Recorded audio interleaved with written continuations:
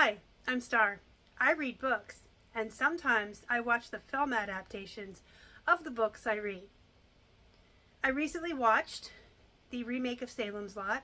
It is available for streaming right now during spooky season on the HBO Max streaming app. I think it's just called Max now, formerly known as HBO.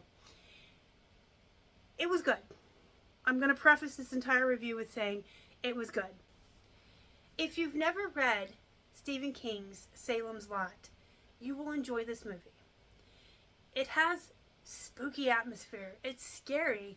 There are parts that are downright so creepy they're going to keep you on the edge of your seat. It's about vampires. I have a soft spot for vampires, as I'm sure most of you do too. These are the spooky, scary monster type. The essential story is about a powerful master vampire who comes overseas and settles in a tiny town called Jerusalem's Lot. And he has a daytime companion that takes care of his affairs during the day. They're moving there under the guise of opening an antique store. This story from the book stays true in this new adaptation, but they did take a lot out about the house that they're living in. It's a haunted house with its own past and connections to evil. And in the book, that was the entire reason why the vampire Barlow moved there to begin with. They took that entire thing out of this adaptation, except in the beginning credits, you do get to see some newspaper articles about this house. They also changed some major characters with gender changes and race changes, which are fine, but they changed some of the plot issues, or what they took what one character did in the book and gave it to another character in the show. And even that came out okay. My biggest harp is that they took all of the stuff about the house out. They changed a lot, I think, to accommodate the time frame. The new movie on HBO is only 2 hours long, and there's been two other adaptations, by the way. The original TV series in 1979.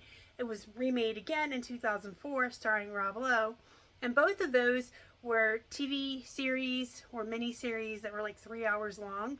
So they had an entire another hour to play with the plot, put the house in and its background, its original owner and the haunting and all of that. And they were able to stay more true to the characters. So my biggest pet peeve with this adaptation really is just leaving out some key components of the book, but I can see why, because they had time constraints. And the other is a major character, Father Callahan. If you are a huge Stephen King fan, you know that Father Callahan's story is not over in Salem's Lot. It continues later during the Dark Tower series. It looks like they changed Father Callahan's story enough in this show that he wouldn't be able to later show up in the Dark Tower. Of course, this movie adaptation is not part of King's universe. It's not on the beam. It's not part of the Dark Tower. So of course, as a standalone movie, they don't have to really worry so much about that. However, I will add the last scene that Father Callahan is in. I'm trying not to give spoilers. If you pay close attention and you are a huge King fan and you know what you know about Father Callahan and his story from the book, what happened to him in the book, if you pay close attention in this movie, in his last scene, I think there's an Easter egg that allows us to believe that what happened to him in the book happens to him in this movie, and he'll be able to go on the beam and go towards the Dark Tower. Overall, it was an enjoyable movie. Was it as good as the book? No. I actually even probably like the original 1979 TV series better than this movie. Stephen King was an executive producer on this, so of course he had a say in it, and he was on board for the changes and he was happy with it. I didn't like the changes at the end where Barlow had all of his vampires hiding. Was very different than the book. The doctor's story was different. There was a lot of changes, but as a standalone movie, or if I can divorce myself from the book and just watch this for what it is, a really great, creepy vampire flick during spooky season. It was good. It was spooky, it was scary, it had atmosphere, and it still had the iconic scene with the child vampire, Danny Glick, floating in the window and being all scary. That was pretty cool. I was waiting for that. So it was a good movie. It was a good movie. Movies rarely ever are as good as the book, if ever.